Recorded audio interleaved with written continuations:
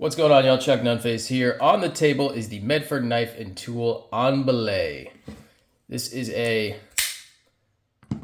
big old knife from Medford Knife and Tool that shouldn't really be surprising anybody. This one here is in all titanium and with an S45 VN blade. So that's what the 4 indicates right there.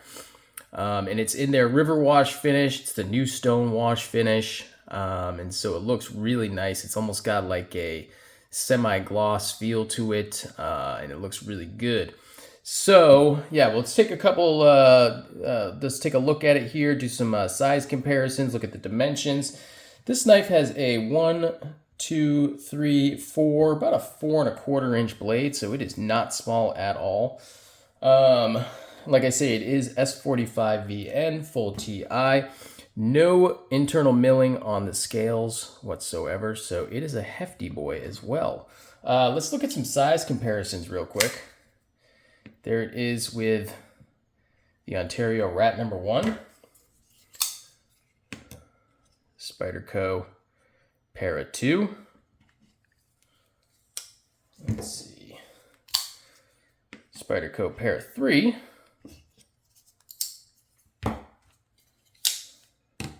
Strider Knives SMF, so it's even making the SMF look a little bit small right there. Let's see, what else? A Chris Reeve Knives Sabenza 31. And last but not least is a Hinderer XM18. So yeah, it pretty much makes all those knives, with possible exception of the SMF, look kind of small. And yeah, it's definitely hand filling. I have really enjoyed this knife quite a bit. I had one of these over a year ago. I got it from my friend Satu Dave in a trade. In fact, you know what? That knife is actually on video. I did a breakdown and cleaning of that video. And then we ended up working out a deal for it shortly after that. And then I ended up selling it back to him, trading it back to him. For whatever reason, it didn't really click with me as much as this one has the second time around.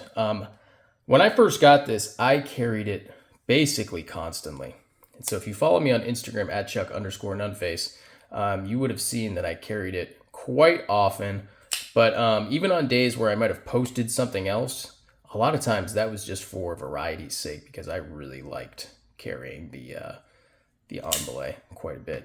So it's just a knife that has really, really grown on me a lot.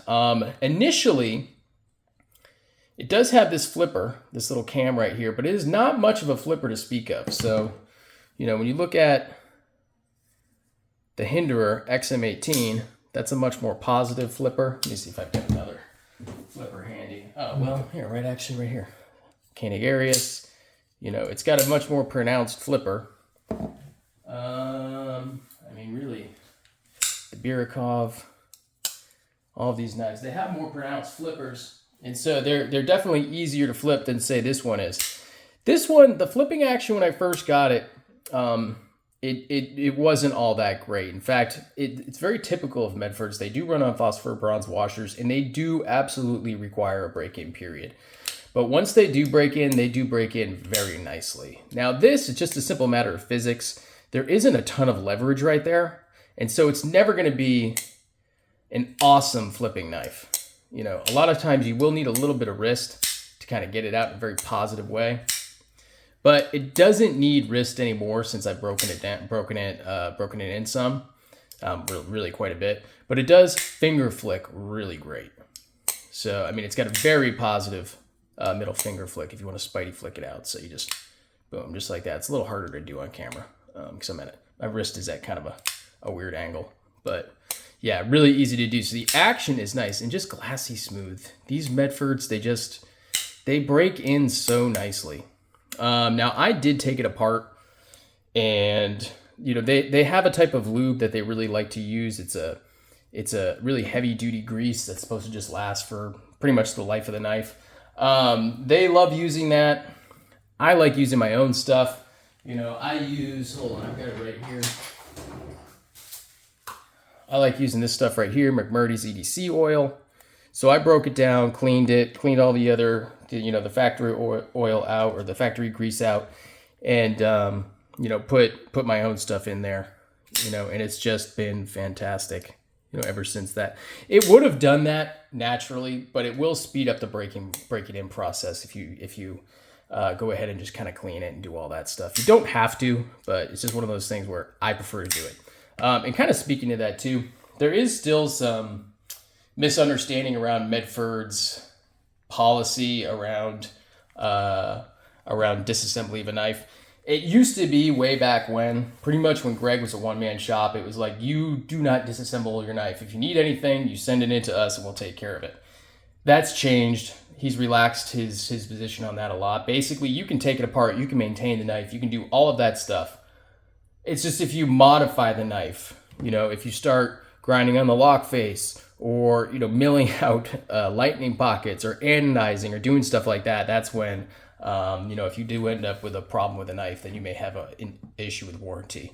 But even then, it'll still kind of just be done on a case-by-case basis. But, suffices to say, the policy around, disassembling your knife, that has been debunked. You can take your knife apart, you can clean it, you can put your own lube on it, you can do anything like that. Not a big deal. It's just if you do something that screws it up, you modify the knife, you screw up the knife in some way, then that's on you if you affect its function and everything else. So, yeah, so this knife right here, really, really, really dig it. It does have those big external stop pins. I mean, clearly they're not, since they're hidden on this side, they drop right in there. And then, of course, they have pockets where they drop in right there. And so it is just going to be an absolute rock solid lockup. There's no direction, no play in any direction right there. Pocket clip is really nice on this one. Good tension, not deep carry. You're going to be carrying about that much out of your pocket right there. Well, right about there. Right about that much out of your pocket. Just fine for me. I'm not a huge fan of deep pocket carry. It does have the over travel stop / lock bar stabilizer. And so that's a good thing. A lot of them, previous years, they didn't do that. I think this is something they started doing in 2019 on most of their models. Real quick on date codes. So the way Medford does dates on their knife, that first number is going to be the year. So that would be 2022. The second two numbers are going to be the month. So that's December 12, 2022. And that was the 10th blade of the batch. So either it's going to be the 10th of the S45 or the 10th of that finish or however they're doing it. But that's the way that worked out there. On the inside, you will also see numbers. However, they do not match. This is 12. I don't know if you can see that. 12021. So they don't match. And that is not a big deal. That's not anything to be concerned about. Sometimes they do match. Oftentimes they don't match. It's really not a big deal. So in any case, the Medford knife and tool on Belay, this has become a favorite. I really like it. I really like this configuration. The Terminator style, it's called, where it's just basically all just tumble finish straight throughout. And it's just awesome. It's really grown on me. I really like this knife this time around.